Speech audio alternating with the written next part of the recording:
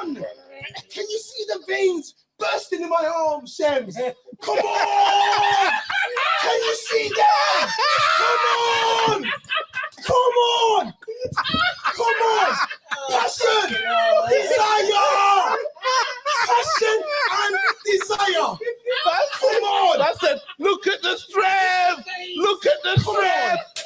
Look at the strength! Who's a gunner? Who's a brother? Who's a brother? Blow the whistle!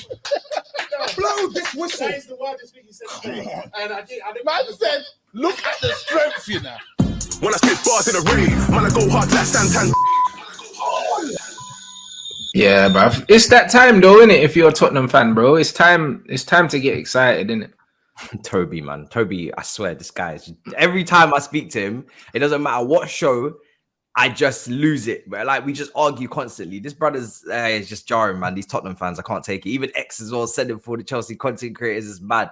I hate that team so much. And for them to take that point, rattled. I'm not gonna lie, it hurts. How do you feel about that? Because that's probably the best Chelsea have played in a while.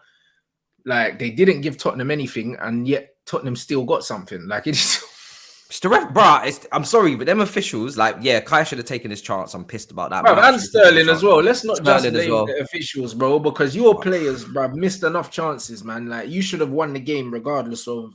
Let's not blame the officials, innit? Let's not. Should have won it comfortably.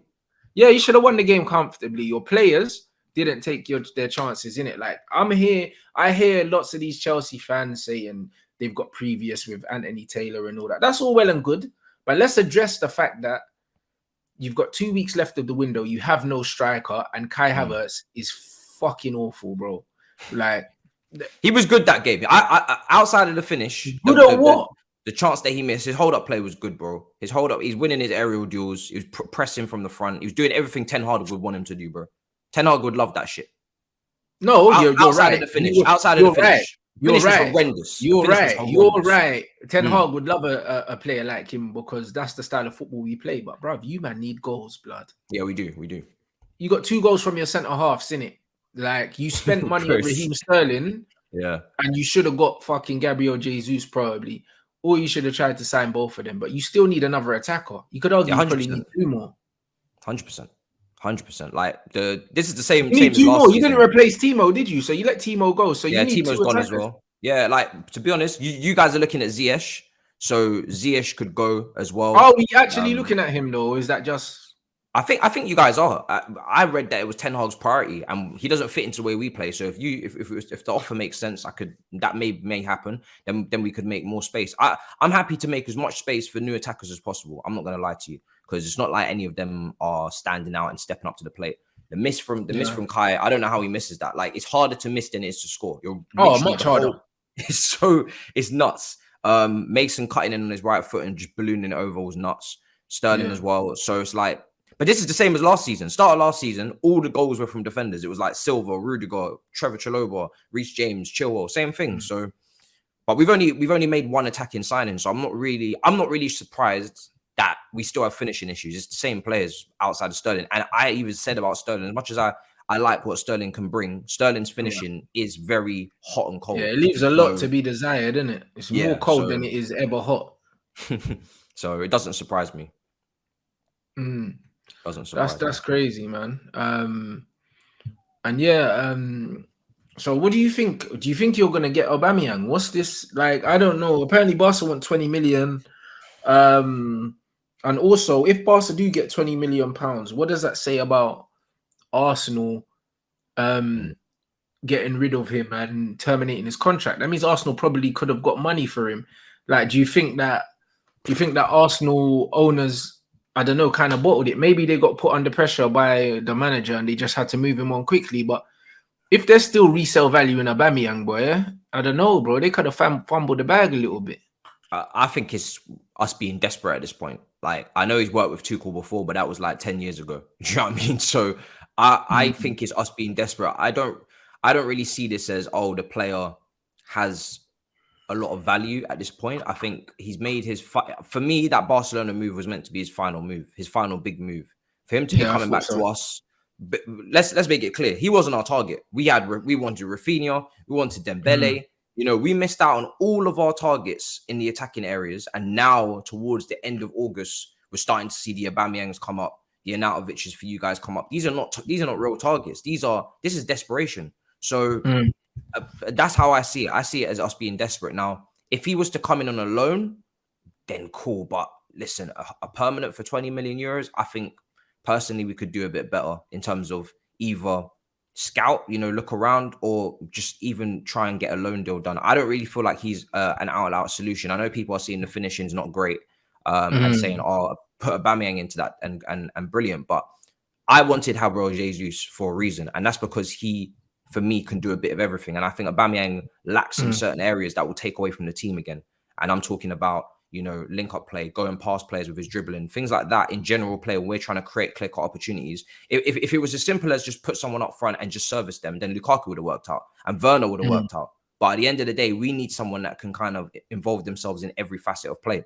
Yeah. But if he joins, I'm not gonna kick up a fuss, because I know. But with the new system of playing two up front, bro, like I reckon he'll score for you.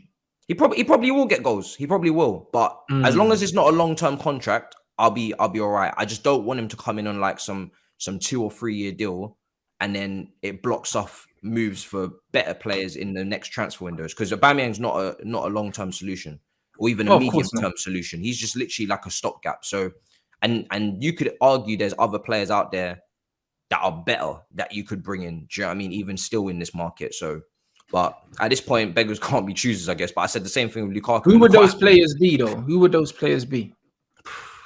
I mean, I'm not gonna lie. Ivan Toney had a mad performance against you lot. He's a baller, but man's been saying it for ages, bro. We're starting to see it. I wasn't sure if he could make the step up. I'm not gonna lie. I wasn't sure. I was like, I know he scored a lot of his goals last season. A lot of them were penalties. I said, I'm not sure. Maybe one more year, but he looks good. He looks good. Whether so you man saying I was right again? Yeah. I'm not sure. Listen, you can't be right all the time, because that Fred, I'm still not hearing. I'm still not hearing it with Fred. Bro. Listen, Fred's calm, bro. Don't worry about Fred. I'm not hearing it with Fred, bro. I'm sorry. Listen, you see with Fred, yeah, we're having a rocky. We're having a rocky decent. time, like bro. He's not nothing special. Nah, but I never said he was special. Fred came out himself and said that he's the guy that carries the piano, bro. That's what he said he is, and that's exactly what he is. Fair. He's a workman. He's a workhorse. He's not meant to be anything more than that, bro. Do you know what I mean? But in the modern game, every team needs a player that just does everyone else's running. Everyone needs that. Do you know what I'm saying? Like, he should be able to hold it down. If man think that you can have 3 technical centre mids, with no explosiveness and no work rate and all these other things, bro, in the modern game, you'll get overran. I don't 100%. Care how good these guys are. I don't care how good these guys are.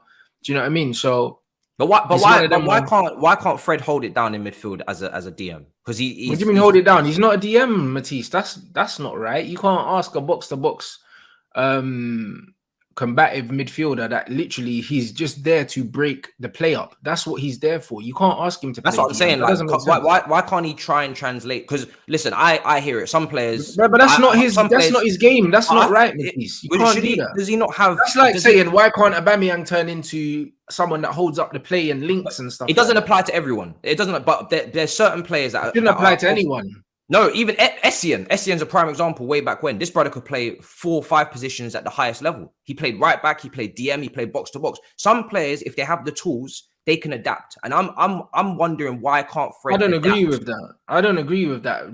Essien was never a DM, bro. John Obi Mikel was your DM, and Michael Essien could play any centre mid, can play right back, bro. Because you can see, like, bruv.